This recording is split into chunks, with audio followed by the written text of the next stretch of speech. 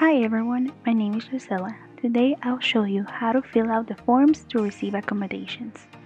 For the purpose of the video example, I'm using Adobe Acrobat to fill out the forms.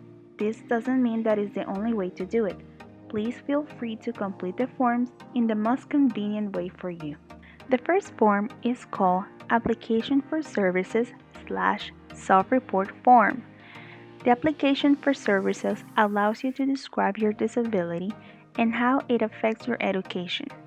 At the top of the form, you will fill out with your personal information, and in the remaining sections, you will respond to the questions asked. First, we're going to start with the date that you're filling out the information.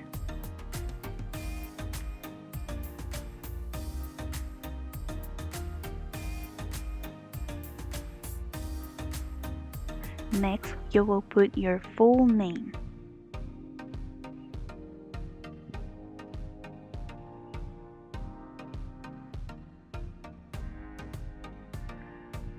Following, but your date of birth. Put your month, the date, and the year. Next, put your cell phone number.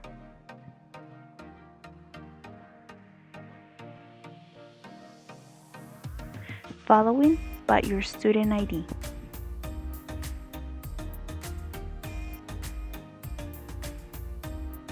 Now you can put your home or busy email.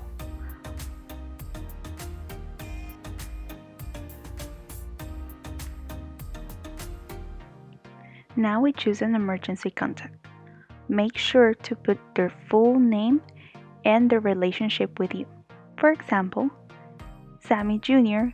is the brother for Sammy the Seahawk. Now we put the emergency contact cell phone number. Now we will have to respond to the following questions. Did you submit documentation of your disability included diagnosis? Yes or no? We will have to provide documentation for each disability requiring accommodations. What's your disability? For example, you can be visually impaired, and based on that, we can request the accommodation. For example, classroom accommodation could be the recording of your classes. Next, a testing accommodation could be having longer time of your test. And finally, we have to provide information about what's our major on a career pathway. For example, you can be an associate in science or an associate in arts or a bachelor in applied science. Next, there's a box. Make sure to not fill it out. It's only for office use. The next form is called Student Responsibilities Form. This form confirms that you have acknowledged and understood the policies and procedures of the Accessibility Resources Office. You will print your name at the top of the form and put your initials next to each statement, confirming that it's accurate. You will sign and date at the bottom of the form. Now I will show you to fill it out. This is the part where you put your name. Now you will have to read all the statements and put your initials next to it.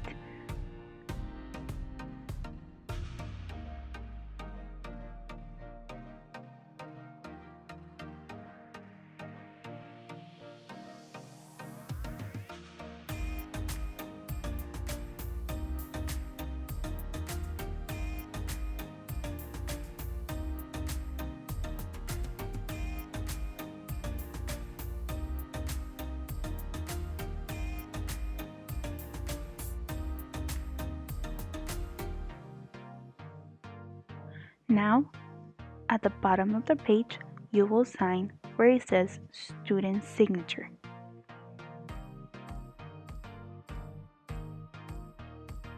Next to it, you will put the date, month, day, and the year that you fill out the form.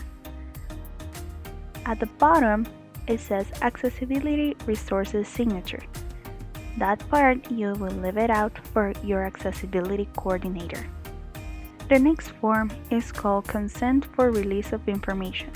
You may choose to fill out this form if you want to allow certain individuals to speak with this office on your behalf, meaning that you will give consent to the individuals that you have specified. At the top of the form, print your name, and in the table, print the names and relationships of any individual you would like to give consent. I will help you out to fill out the form. Right where it says I, you will print your name. Hereby give permission to Accessibility Resources staff to give and receive information about myself to the following. You will write down their names in the table. Make sure to put the full name.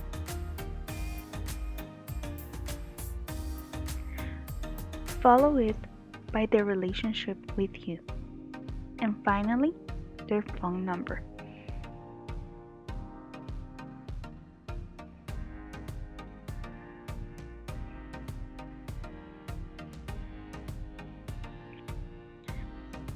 At the bottom of the page, you will sign where it says Student Signature, following by the date that you fill out the information, month, day, and year.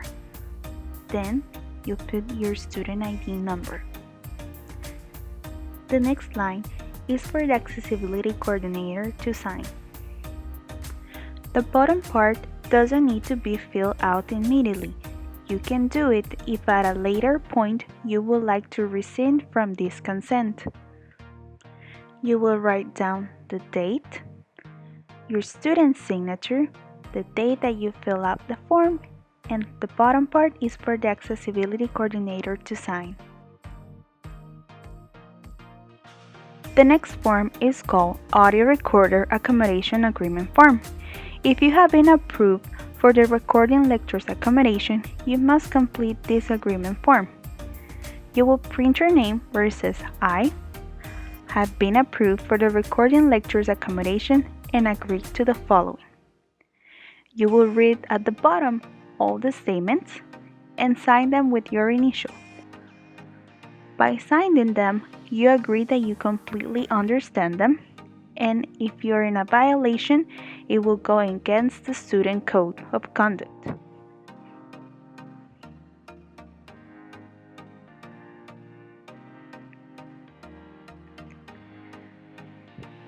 Finally, you will sign the page at the bottom where it says Student Signature.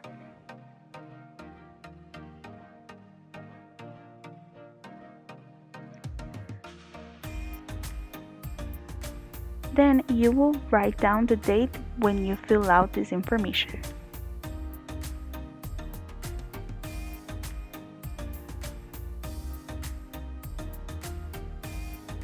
The next line is only for the accessibility coordinator to sign.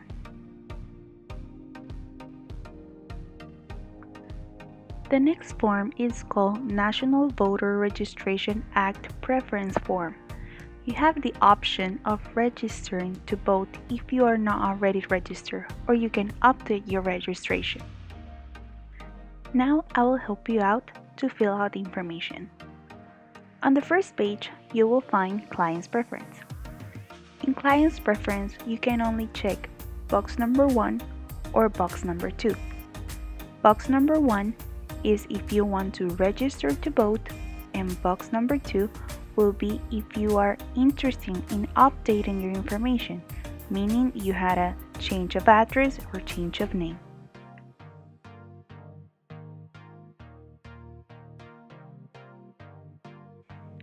Number 1. If you are not registered to vote where you live now, would you like to apply to register to vote today?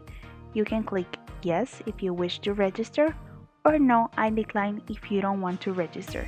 If you click No, I decline, you don't need to fill out the rest of the information.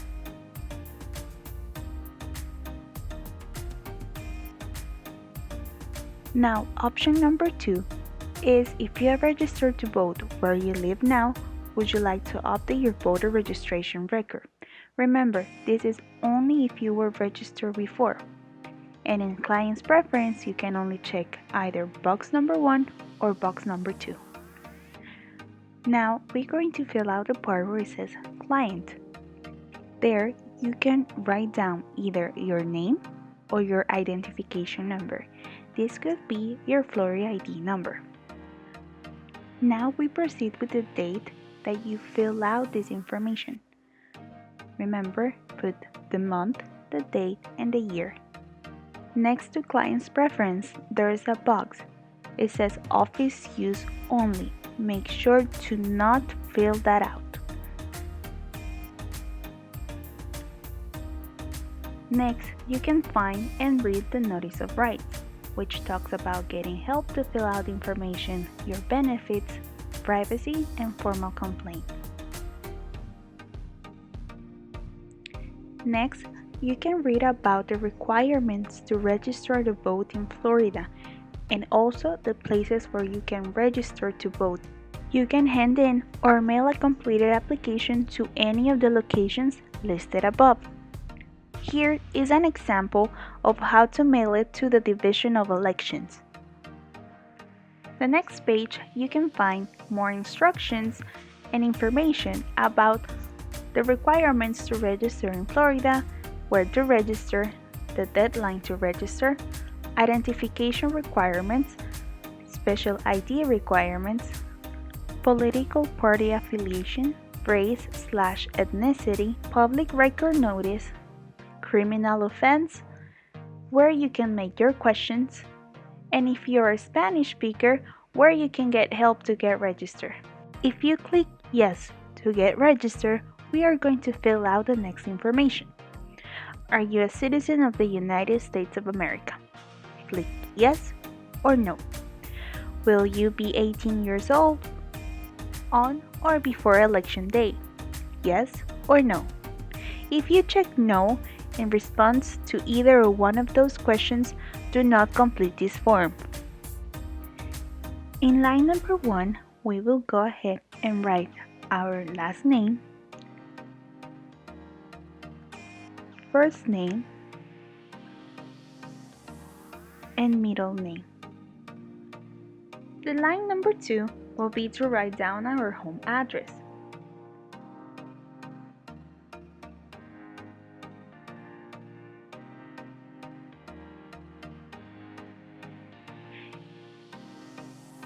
If you live in an apartment, you will put your apartment number in the second box. Next, it will be your city or town, followed by your state, and finally your zip code. Line number 3, you will only fill it out if you have a different mailing address than the one mentioned above. In line number 4, you will write down your date of birth, month, day, and year. Line number 5 is optional. You can write down your phone number.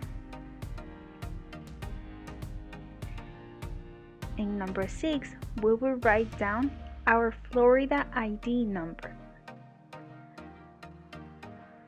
In line number 7, you can write down your political party of your preference. In number 8, you can write down your race or ethnicity group. In line number 9, you are confirming that all your information provided is true. You will sign and provide the date that you're filling out the application with the month, day, and year.